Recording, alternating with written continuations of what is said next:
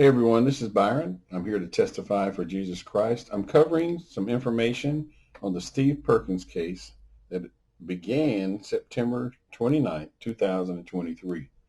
Let me remind you that it took Aaliyah 281 days to complete an investigation into the Ray King case, where Ray King was killed in an officer-involved shooting.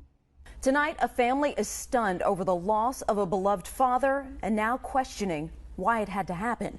And that the agent in charge of the investigation can make a probable cause arrest at any time he has probable cause to make an arrest. The case is currently under the investigation of the Alabama Law Enforcement Agency. The agent responsible for investigating this case has the ability to make a probable cause arrest for anybody involved at any time. The family civil rights attorney also mentioned Mr. Anderson in the same interview, Mr. Anderson being the district attorney. Mr. Anderson is going to be responsible for presenting this case to a grand jury. We expect that to happen within the next 6 months, although it could be longer, depending on how long the investigation takes and how backlogged this office is. But even though we have another case in which to kind of measure how long the investigation may take, and attorneys agreeing that it could take up to 6 months or longer, we still have statements like this occurring in the City Hall chamber and also out on the streets. But we gonna have to fix this. We got this process. It's too slow. We've had bridges that are entrances into the city blocked.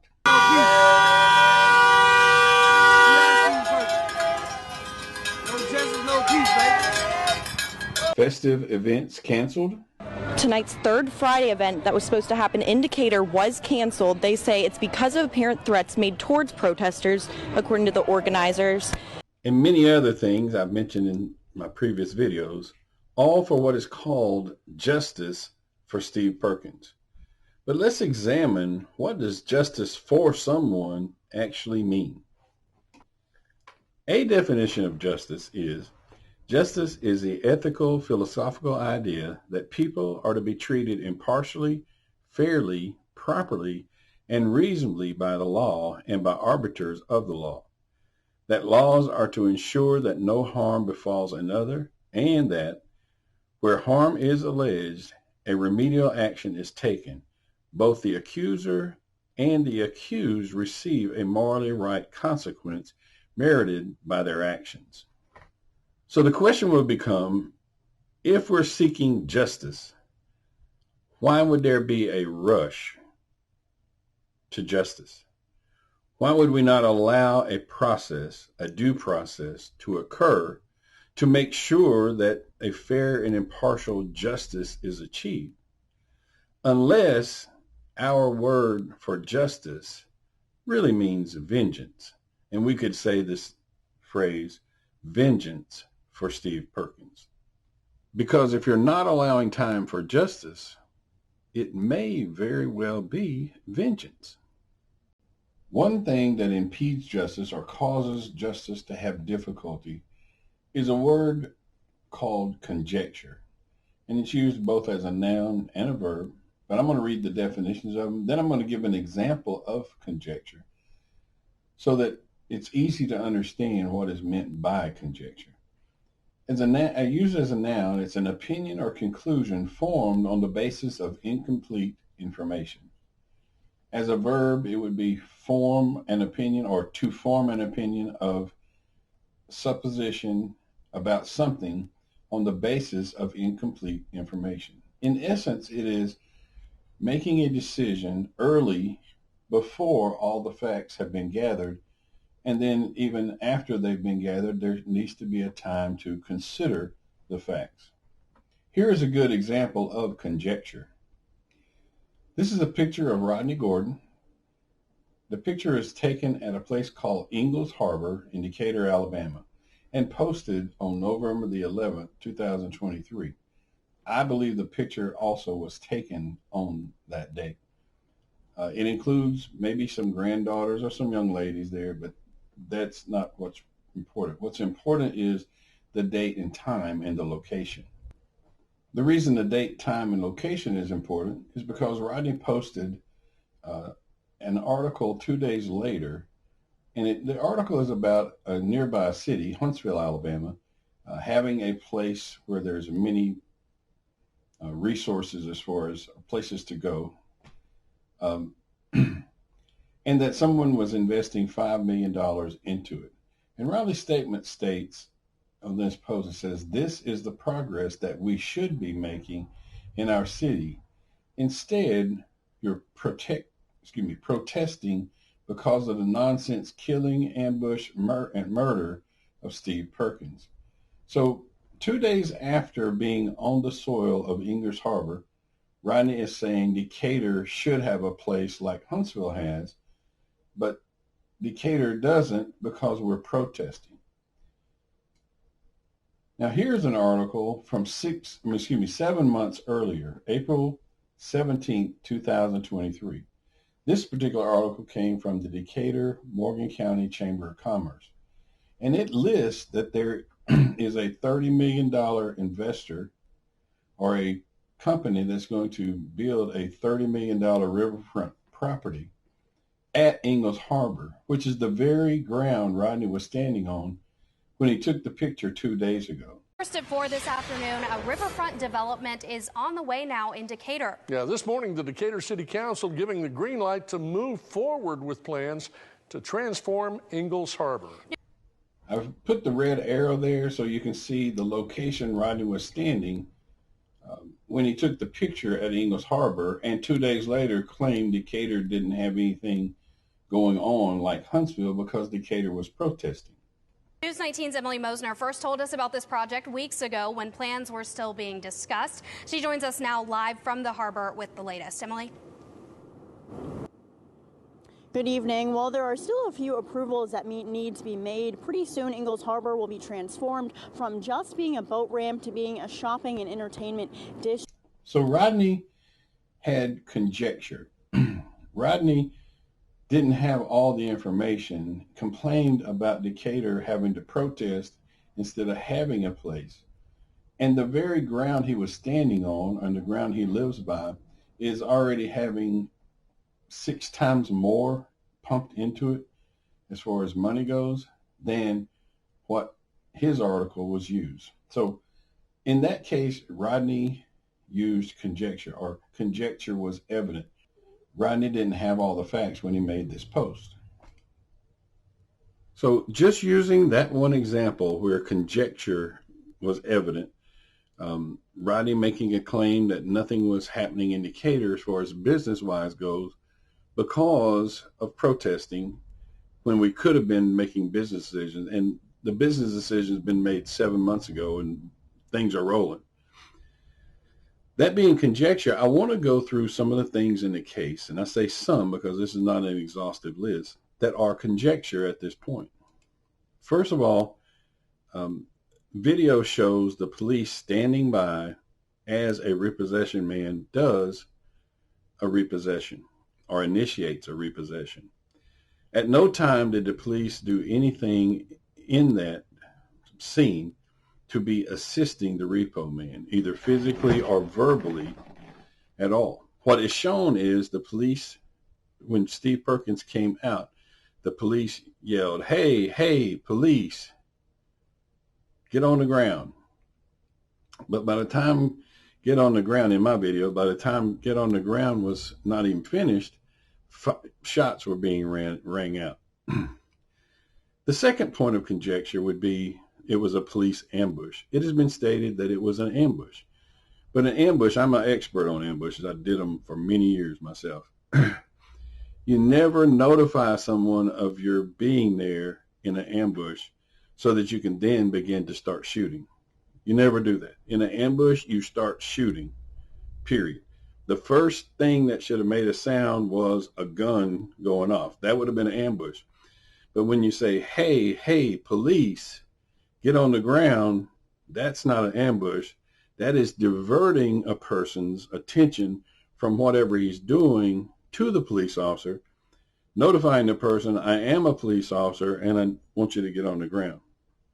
Unfortunately, in this case, reactions happened and things went awry. The third point of conjecture, I just want to mention that the people said Steve had no gun, but only a flashlight. There's a bullet hole on the west side of Steve's house. I showed it in one of my videos. The only way a bullet hole can get on the west side of your house is that if a bullet comes from the west traveling east, impacts your house.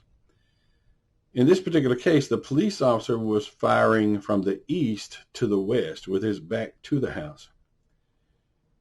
So it is very unlikely that a ricochet could happen, not deform the bullet to the point that it could make a perfect bullet hole on the west side of Steve's house. It indicates that somebody had to shoot from the west side.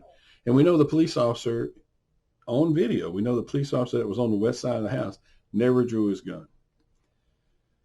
And then there's conjecture about the wrong truck. And then there's conjecture that Steve Perkins was murdered.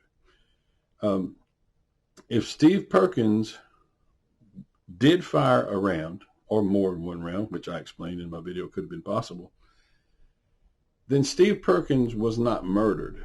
Steve Perkins was killed in self-defense. A police officer shot Steve Perkins in self-defense if Steve fired the first round. So those are the points that I just wanted to cover there. And finally, I just want to tell you,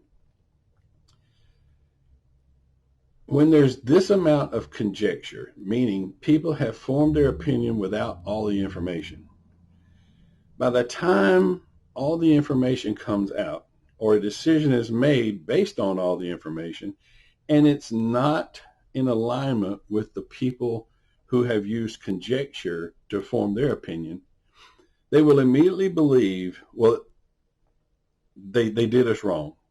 They did a bad investigation. I want to see the investigation.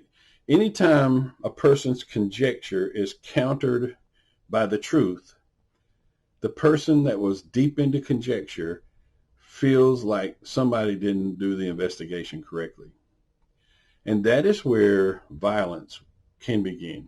Violence can begin before then. Luckily, we haven't had violence indicators so far. But when the information in this case finally goes forward, and it doesn't match up with the conjecture of, say, Rodney, the president of the NAACP, when it doesn't match his conjecture, he will immediately think, unless I'm totally mistaken, he will immediately think, well, they got us again. They did us wrong, etc. So there's no way, when there's this amount of conjecture, I'm not speaking just to Rodney, I'm speaking to all people, so you can kind of form your own opinion based on what I'm saying. But when you have this amount of conjecture involved, when you finally hear the truth, it's not going to match your conjecture. And then you have to make the decision, could I have made a decision without all the information? And if I did, can I now change my beliefs based on the new information? And it's very easy to do if you're willing to do that. Some people aren't willing to do that. And some people will jeopardize the lives of many. This is a point in which I'm going to talk directly to Rodney Gordon. And those of you that know Rodney realize I send Rodney a copy of every video. And I want you to make sure Rodney gets these videos because they're important. I've had a vision of Rodney during this process and two dreams, one affecting Rodney and the other affecting the NAACP. What I saw in the vision was that I saw Rodney himself in the vision, and then I saw a white girl being humiliated. And I believe I got the understanding that that was racism. And it wasn't racism where a white dude was messing around with a black type, it wasn't racism white against black. It was race black against white. That's what I saw in the first vision. The next was a dream. And everybody knows Rodney has strengths, that almost unparalleled strengths. Unfortunately, we all have weaknesses as well. But In this particular video, I saw Rodney and some members of the NAACP in a neighborhood doing good for the neighborhood. What I saw, Rodney and two of the others had plants in their hands. They had covered the plants and were bringing the plants in from the yard up under the porch area of a house. Meaning, Rodney had gone, let's just say it was the NAACP. Rodney had taken the NAACP beyond trying to form a community all within itself and expanded it to an organization that was outwardly doing good for all people. And the end of that dream, it froze. And Rodney had that big smile. His it was just classic. I'm in my zone. That's exactly just like you would see when he did the Cashin Monument and the various other things he did. Unfortunately, I don't know that Rodney can get there, and I hope that maybe there's some people that suggest that he could get there. But the third dream, I saw the NAACP without Rodney. Not necessarily that he was no longer the president, but I just saw members of the NAACP who were doing projects for people, or like, working on somebody's fence, working on somebody's house or whatever. And I was contributing materials for them to use. So in the vision, I saw racism, but then I think in the two dreams, I may have seen the opposite, which is reaching out to not just the Black community, but reaching out to the community as a whole, embracing the community as a whole, whatever color skin that may be, and doing good. So that's the video. I wanted to get those things in. There's three sides of this. I mean, you could pretty much say there's three sides to what's going on. You could say there's a white side, there's a Black side, or you could say there's a Steve side, there's a police side. But I'm going to tell you, there's the Lord side too. And for those of you that don't know Jesus Christ, he's real, extremely real. I know him. I've seen him in dreams and visions. Even in one vision, I actually touched it. Anyway, you consider that. Because at the end of the day, the only thing that matters, the only thing that's going to matter is your relationship with Jesus Christ. Because of the conjecture that is here, I personally believe that there's going to be some horrible future. There's a horrible future for Decatur, Alabama. You're going to see some things you don't want to see. You're going to be around some events that you don't want to be around. And I sincerely plead with you to examine your relationship with Jesus Christ. So, goodbye.